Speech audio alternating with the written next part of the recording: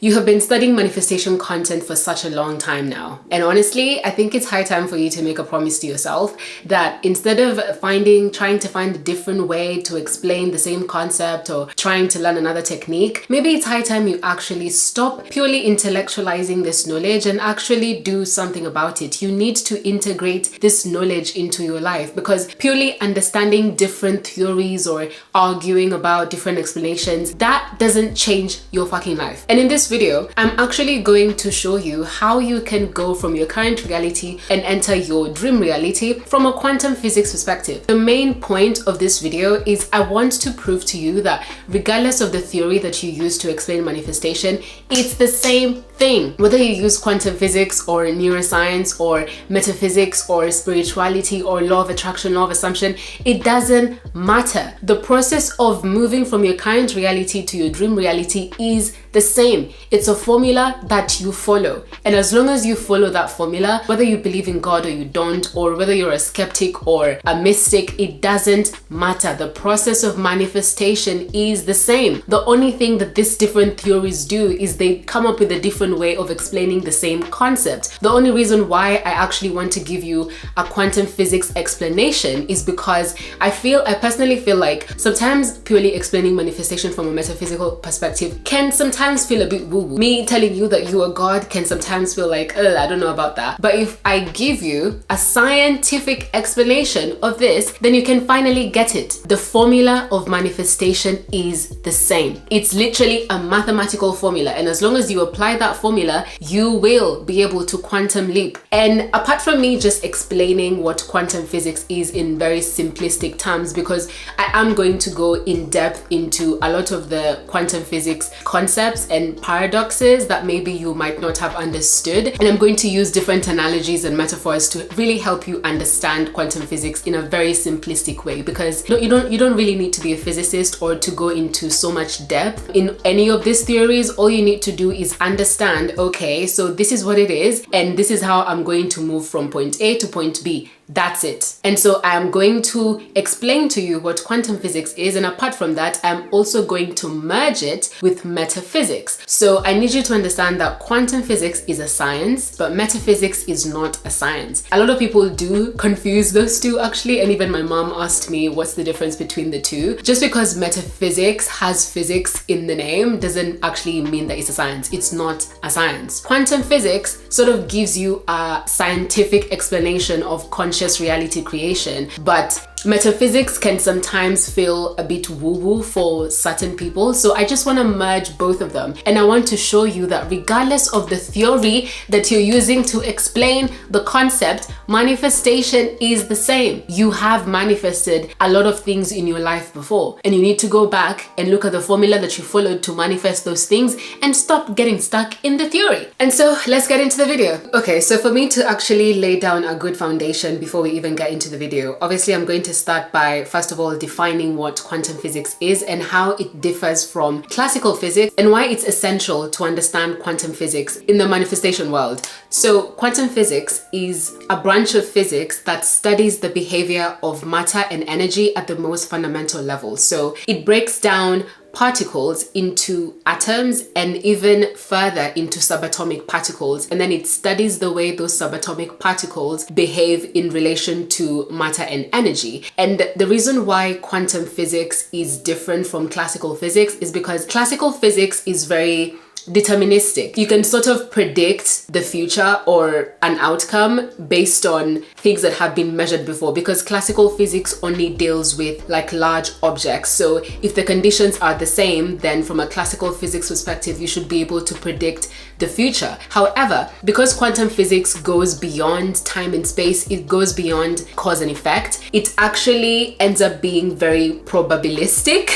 Probabilistic, is that a word? So from a classical physics standpoint, doing A must lead to B. But from a quantum physics perspective, you can start from A, but there are so many probabilities. So the only thing that quantum physics actually attempts to do is it tries to sort of calculate the different probabilities for a certain reality or a certain outcome. So the reason why quantum physics is essential in manifestation is because it breaks down the barriers of reality as we think of it. Because when you think about reality, most of the times you have been taught that reality is real. So when you're seeing something, when you're seeing your current life, when you're seeing things around you, it feels like it's so real and it feels like you can't change it. Most of the times when you're thinking about creating your reality, you think, okay, if I want to get to B, then I have to start from A and then do step this and this and that, and then it's going to lead me to this. But the reason why we even had to start paying attention to maybe a different explanation or a different way of doing things is because two people can literally have the same conditions. They can come from the same exact conditions. They can have the same starting point, and they end up having a completely different reality. They end up creating a completely different reality, and yet where they started from was the same. So obviously, because quantum physics is a science, a lot of these experiments have been performed in the lab. So I'm going to take you through a series of different experiments that have actually proven this point and why on a fundamental level there seems to be all these different probabilities for different realities. First of all, I'm going to start with the concept of particles existing in superposition. This essentially means that when scientists observed a particle, they realized that particles at their most fundamental level don't actually move like particles. They don't move like tiny little balls, because when you think of a particle, if I was to break down this phone and get to the tiniest level, to the subatomic particle, because you'd think that a particle means that, you know, like it's a tiny ball, but scientists actually observe that particles at their most fundamental level actually move like waves. They move like infinite waves of like different possibilities. So think about it like an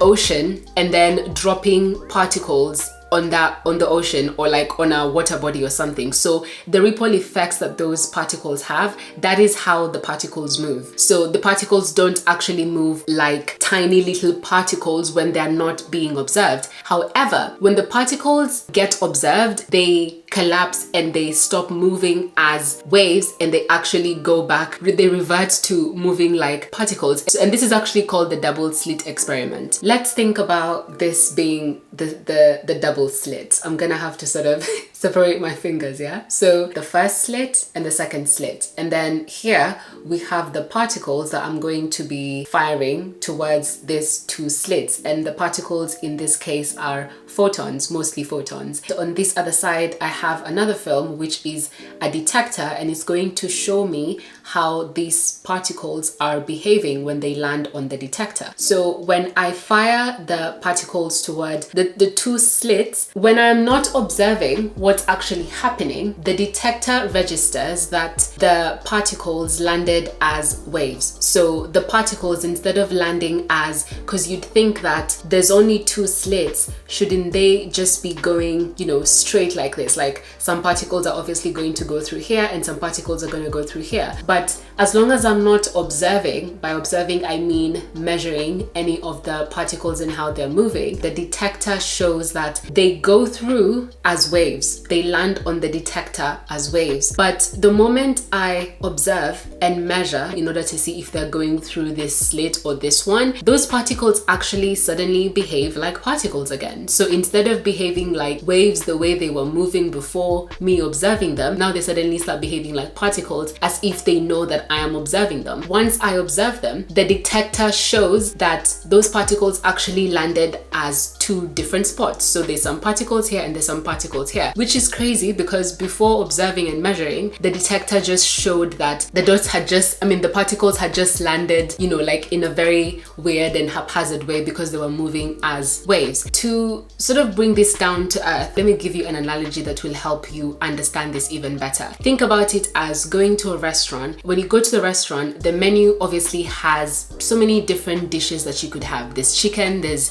beef, there's steak, there's lamb, there's pork, there's different different ways that these dishes have been cooked. All these different potentialities are existing at the same time. But once you're sat at the table and you're looking through the menu and you decide, I'm going to have the steak. Once you have decided on that steak, that decision, that making the choice to have the steak is what in the quantum field we would call observing. So when you decide, I'm going to have the steak, the food that's going to come on your plate is going to be the steak. But that doesn't mean that the other different dishes have stopped existing suddenly because you have chosen steak. The reason why you are only going to have steak on your plate is because you have made the choice to only observe steak. So all these different potentialities are existing at the same time, but the single act of observation is what collapses things into reality. So when you're thinking about this in terms of manifestation, the concept of the observer effect essentially says that. For example, when you're trying to manifest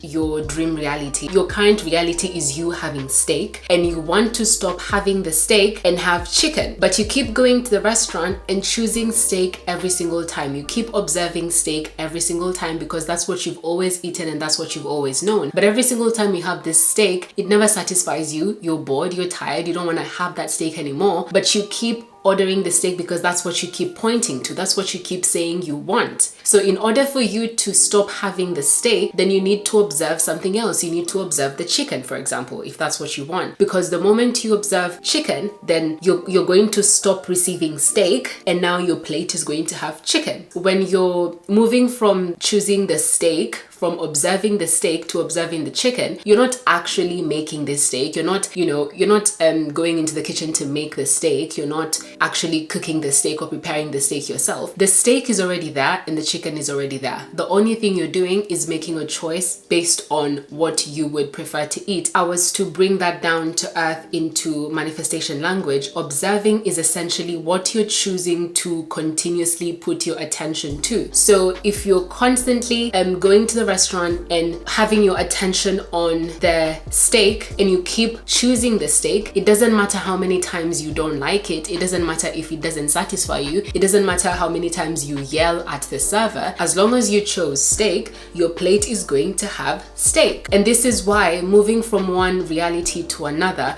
requires you to completely let go of what is currently on your plate and to literally choose a completely different reality. In this same moment, in this exact moment, there are infinite realities that are existing at the same time. So the current universe that you're in, your current circumstances, your current life is literally a reflection of what you have been constantly observing. You know how the steak normally tastes, so you always keep going for the steak. So in order to have a different reality, in order for you to have chicken, you need to be able to start observing that chicken. So that means that if you want to move from a place of scarcity to abundance, you need to stop observing scarcity and start observing abundance. You don't actually have to create the abundance. You don't actually have to create the opportunities or create the money or create anything. You're not creating anything because all these different realities already exist. The only thing you're doing is moving from one parallel universe to another. So another fun way to explain the observer effect is through Schrodinger's cat. Funny enough, the first time I heard about Schrodinger's cat was through when I was watching Big Bang Theory, and Sheldon actually, I think he referenced the Schrodinger's cat a few times. So the Schrodinger's cat actually is a quantum physics paradox. There's a cat in a box, and before you observe that cat, like before you make the decision to open the box and see what the state of the cat, as long as you haven't opened the box to observe the cat, then the cat is both dead and alive. So the process of observation, the process of opening the box and seeing what it is what is going to collapse it into either or. There's another physicist that came up with a twist of the Schrodinger's cat. His name is Wigner, I think Eugene Wigner. So Eugene Wigner came up with the Wigner's friend paradox. I'm going to link it to the Schrodinger's cat to explain Wigner's friend paradox. So Wigner's friend goes and makes the decision to observe the cat. So he actually opens the box to see if the cat is dead or alive, and he decides that the cat is dead. But so Wigner, who is outside of the lab, he hasn't observed the state of the cat, he hasn't observed what his friend is doing, he doesn't know the decision that the friend has made. To Wigner, the cat is still dead and alive at the same time. Because he's not observed any of it, everything still exists in superposition for him. So for Wigner's friend, he already has his truth. He's already seen what his truth is through his observation. But for Wigner, who hasn't observed it, for Wigner, who hasn't measured it, to Wigner, there are still so many infinite possibilities of what could be happening in that lab and what could be happening to the cat. This explains the concept of us living in the same planet, but we are literally living completely different lives. So for example, when people say that, oh, you're so out of touch with reality, it's impossible for me to be in touch with your reality because it's not my reality. Reality is observer specific. Just because something is true for me doesn't mean that it has to be true for you. And this is why you shouldn't just pick up on people's limiting beliefs just because they say that something is real for them. Just because you grew up being told that money doesn't grow on trees and good things take time or money is hard to make doesn't mean that that has to be true for you. Even when it comes to things that we believe as a collective, you know, like collective consciousness, because there's so many things that as a collective we tend to believe. For example, the collective consciousness of Black people is that Black people have to work 10 times harder to get half as much. You can also choose to detach from that reality. That doesn't have to be your reality. Just because so many people are saying it doesn't mean that it has to be true for you. In fact, the only thing that will make it true for you is if you observe it, and observing it would mean accepting it as your truth. A lot of rich kids who have grown up around money, they end up materializing the same thing for themselves because that is normal to them. But someone who hasn't grown up around money and has grown up around struggle, probably they grew up in a ghetto or everyone around them had normalized struggle, it feels really difficult to move from that to abundance because first of all, the collective consciousness around them says that money is difficult to make. So even when they're trying to sort of separate themselves from that reality, it feels wrong. It feels like they're being passive or they're not being smart or they're not being realistic because they have grown up in a certain reality. But that doesn't mean that this other reality doesn't exist. This is not to invalidate your experiences or to say that you shouldn't feel bad for the things that have happened to you. This just means that you shouldn't let the limitations of the people that have brought you up or have been around you limit you from entering your dream reality. Because now when you're trying to move from your current reality to your dream reality, you're going to have to literally become a completely different person. You're going to have to start observing different things. So even when everyone around you keeps observing scarcity, you have to make the conscious decision to actually start observing abundance for you to be able to collapse the reality of abundance. Because until you can change what you're observing, you are going to keep getting steak. And as I said to you, for you to get chicken, you have to choose chicken because it is the one single act of observing differently that collapses reality into something different. So as long as you're observing the same thing, it doesn't matter how much you believe or how much you want or how much you really wish things could be different. You're not pleasing the quantum field. The quantum field stays with infinite probabilities. All the possibilities are there and they're equal. The parallel universes are equal. The only thing that makes one parallel universe collapse into physicality, into decoherence, as quantum physics describes it, is the one action of observation. So if you're seeking abundance, then start noticing more abundant things. Start surrounding yourself with people who are abundant. Let that be normal to you. Start observing the kind of life that you want to, I don't even want to say attract, the kind of life that you want to enter, because you're not actually attracting anything. The quantum field has all these infinite possibilities, and all you're doing is moving from one method of observation, one way of observing to another way of observing. And it's that specific act of observing differently that will now collapse it into a different reality. Now, obviously, this doesn't mean that thinking differently or looking at things differently is going to just make the atoms move around like magic. That's not what it means. When you start observing differently, when you move from observing scarcity to observing abundance, the version of you that is already abundant, because at this exact moment, there are also infinite versions of you. There are so many different versions of yourself existing at the same time. So the version of you that has already materialized what it is that you want, that version of you is entangled with you. And what she's going to do is she will start to direct direct you on how you can move from your current reality to your dream reality. I'm going to break down this paradox through the concept of quantum entanglement, or as they call it, quantum pseudo-telepathy, I think. So essentially what quantum entanglement means is, if let's say two particles are entangled with each other and they share information in one way or another, regardless of the distance that these particles move, what is done to one particle will also be done to the next particle, regardless of the distance, regardless of the separation, regardless of the distance that these two particles have at the moment, they share the same information. And this is what quantum entanglement means. So if you were to extrapolate this into manifestation, the current version of you in your current reality that feels stuck in your current reality is entangled with the future, and I'm saying future in quotes because again, time is not linear. That version of you exists here and now, but I'm going to say future for explanation purposes. So your current self and your future self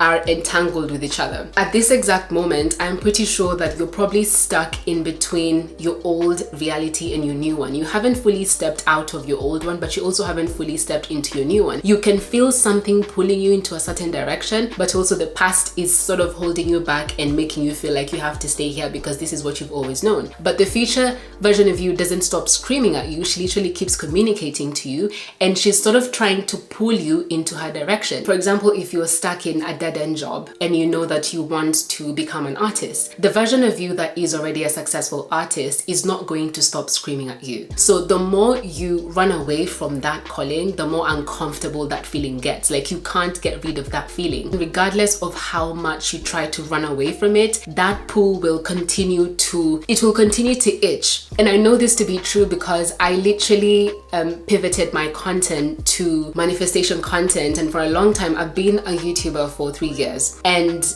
in the past year I've literally had the pull to start talking about this, and I kept feeling like, oh, but I'm not ready, but oh, if I start doing it, then what if I attract those weird religious people? What am I gonna do? But that pull never stopped, and regardless of how many times I tried to find ways to not really go in that direction, the more uncomfortable the feeling became because I was already entangled with the current version of myself. So when I decided to pivot from the, very, I'm gonna say, shallow type of content that I was filming before, when I decided to pivot from that content to this, in as much as it felt scary, the current version of myself who already knows what she's doing literally guided me through the different processes. I went out for a walk and I randomly had a video idea in my head to do a video about be still and know that you are God. And at that time, it was crazy for me to do that because my normal content at that time was not metaphysics like. So even when I thought about doing that, when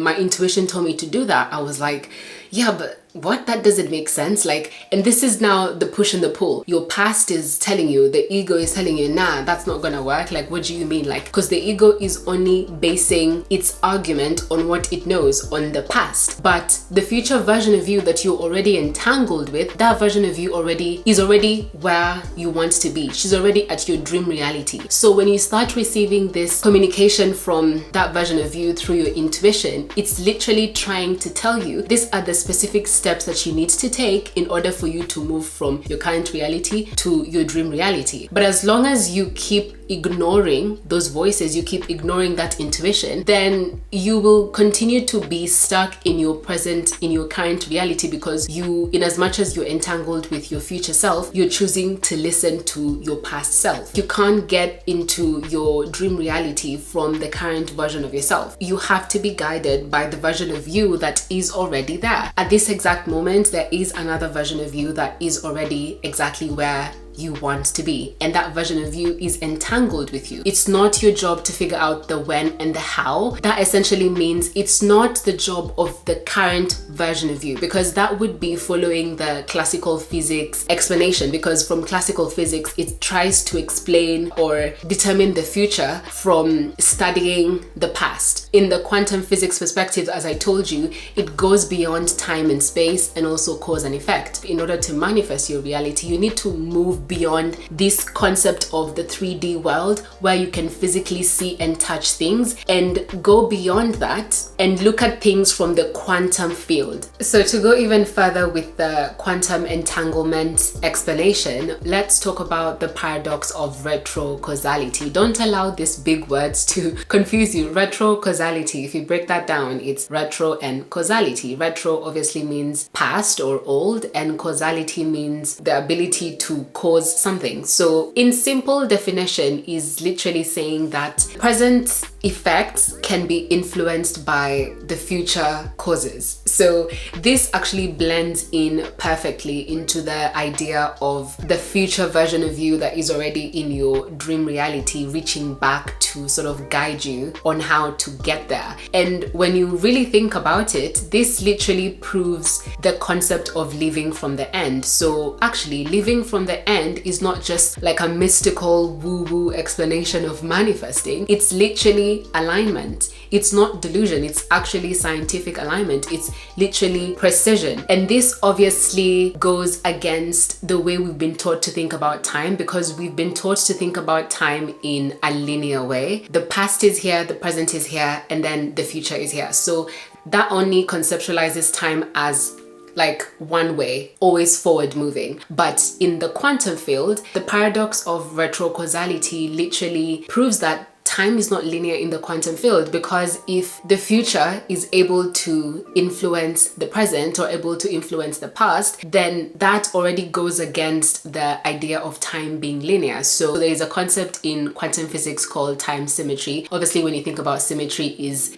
just means the same. The fundamental equations in quantum mechanics work both forwards and backwards. If you were to start with point A, you can use that same formula to take you to point B. And also if you start from point B, you can use that exact formula to take you to point A. So this is what I mean when I say that you don't have to think about the how and the when, because you are already entangled with the version of you that is currently in the parallel universe where you already have everything that you want. So that version of you is literally reaching back to tell you how to get there. Let me break it down into an analogy. Like you are headed to your dream reality and you've put the destination of your dream reality on the GPS, and now with every turn the GPS sort of restructures itself in the present moment to help you get to the desired reality. So depending on the turns and the different direction you take, the GPS is going to sort of keep on readjusting in order to help you get to the desired reality. So you're not having to create anything, you're not creating the desired reality, and neither are you figuring out how to move from your current reality to your dream reality. And so your job is to make sure that you're following through on the nudges, the mental nudges that you receive from that version of yourself. And the one way to know if you're receiving an intuition or if it's coming from your ego is how the act that doing that thing makes you feel. If it's something that is expansive, like if it feels expansive and exciting and almost too good to be true, that is definitely coming from your intuition. But obviously, because it's something that you've never done before, your ego is going to swoop in and it's going to make it feel like it's crazy to do that, or it's not realistic. But the more unrealistic it is, the more it likely is coming from your future self. But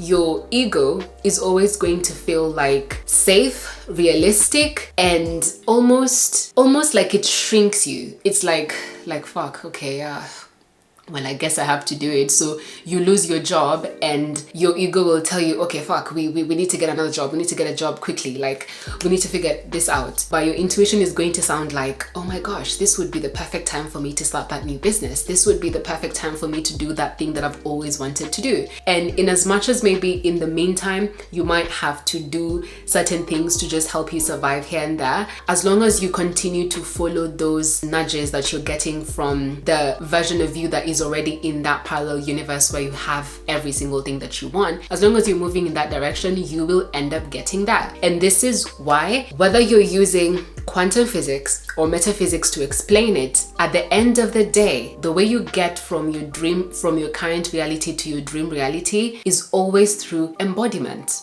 Living from the end. shifting your frequency, shifting what you're observing. Like, it's literally the same thing explained in different ways. So don't allow the different theories to get you confused. Every single time before I film my videos, I literally start my videos by saying this video is already ranking 1 out of 10. And because it's ranking 1 out of 10, naturally, the way I speak, the things I say, the version of me that already has the amount of subscribers that I want, she gives me the video ideas. So obviously it's not going to come like magic. It's just going to be, oh, I feel like I should do this video. Oh, maybe I should do this. Maybe I should do that. And every single time I do that, I end up advancing. Like, now I have completely shifted my audience. My audience has completely changed. And I didn't have to sit down and be strategic about all of this. Like, I didn't actually sit down and plan, I'm going to do this, and then this is going to lead to this, and this is going to lead to that. Before I decided to actually pivot and start creating manifestation content,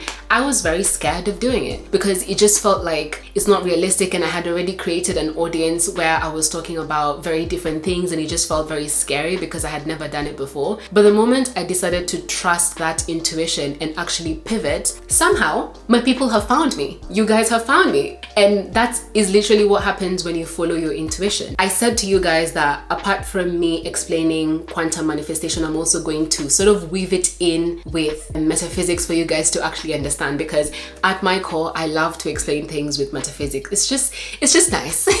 If you normally watch my content, I explain things using God and the universe. And even when I say God, I don't mean God in a religious sense. I don't mean God as somebody sat in the sky writing you in the book of judgment, ready to take you to hell. That's not what I conceptualize God to be. God is infinite intelligence. This is the quantum physics explanation, and this is going to be the metaphysical explanation, because I really want to drill it into your head that it doesn't matter the theory that you're using to explain manifestation. At the core of manifestation, the formula is the same. Just understand the concept and how to move from your current reality to your dream reality. In quantum physics, we call it the quantum field. And in metaphysics, we call it God, the universe, source, or pure consciousness. And then the concept of superposition in quantum physics, as I've told you guys, is the notion that there's infinite possibilities existing at the same time. In metaphysics, I describe this as God, or the universe, is formless and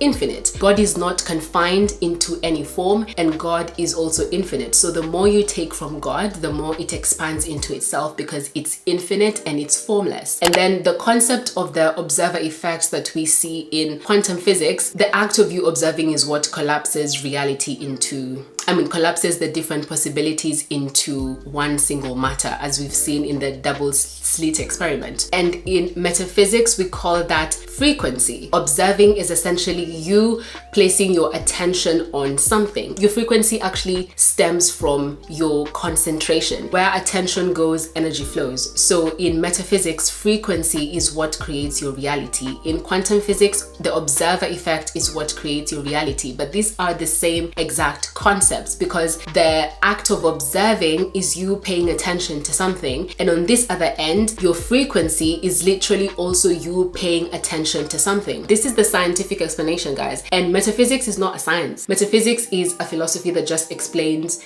like the origin of life. And then the concept of decoherence in quantum physics is the process of like physicality collapsing into one particle. That is what decoherence is. In metaphysics, I would call that the universe reorganizing or rearranging itself in order to match your state of consciousness or your frequency. Whereas in quantum physics, we say that decoherence happens when you observe or measure the particle in a certain way. That is what collapses it into one single particle as decoherence. On this other end, in metaphysics, we talk about the universe rearranging itself. What starts to happen is synchronicities. The concept of entanglement, quantum entanglement, which, as I've explained to you guys, that essentially means that you are currently entangled with the future version of you, or the version of you that is in your dream reality. You are literally entangled with that version of you at all times. You are sharing information at all times,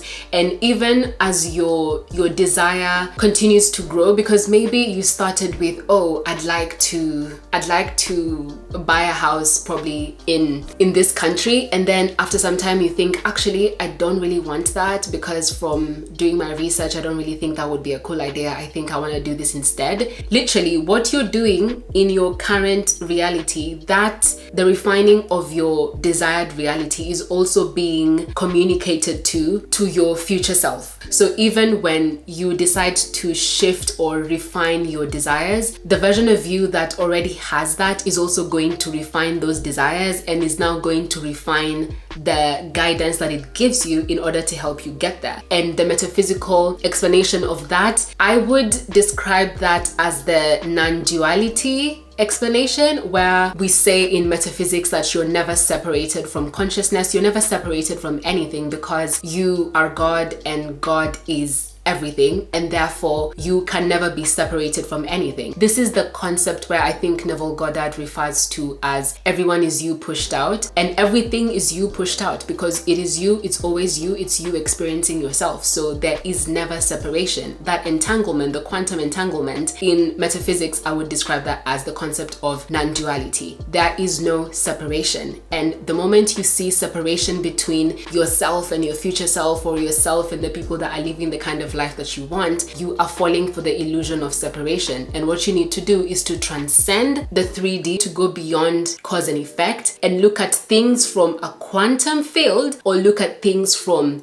a state of pure consciousness, as we would describe it in metaphysics. In quantum physics, we talk about you taking action from one parallel universe to another, and in metaphysics we talk about embodiment, you embodying and living from the end. If you want a certain type of life, you have to live your life like you already are there, because you already are, because the concept of separation doesn't exist. You are entangled with the future version of you. So instead of you acting like you're separated from her or trying to fix yourself into becoming her, you have to realize that you are already her. So when she starts to guide you through intuition and she starts to tell you, this is how I got here, do this and do this and do that, don't question it. It's not going to be a logical thing to your ego, because your ego is only basing its facts on the past. Your ego is obviously going to freak out when your intuition tells you apply for that job, or sign up for that gig, or do that new thing you've never done before. Obviously, the old version of you is going to start freaking out because she's never done that before. But that doesn't mean that that is a signal for you to stop. If you feel called to do something, and regardless of how much you try to run away from it, it just keeps getting stronger, that is literally your intuition trying to tell you this is the direction that you should take. And if you continue to ignore that, then you won't be able to move from your current reality to your dream reality. You have to, the way you get there is through following your intuition. And that, ladies and gentlemen, is quantum physics explained very simply for dummies. Unless you're a physicist, you don't need to understand all these different concepts and paradoxes and do the calculations and the maths and that. You don't have to know all of that. You just need to know, how do I get from my current reality to my dream reality? That's the only important thing. Anything else is just noise and confusion. So instead of you now clicking through another video to watch this concept being explained in a different way, how about you just start doing the things that I've told you to do?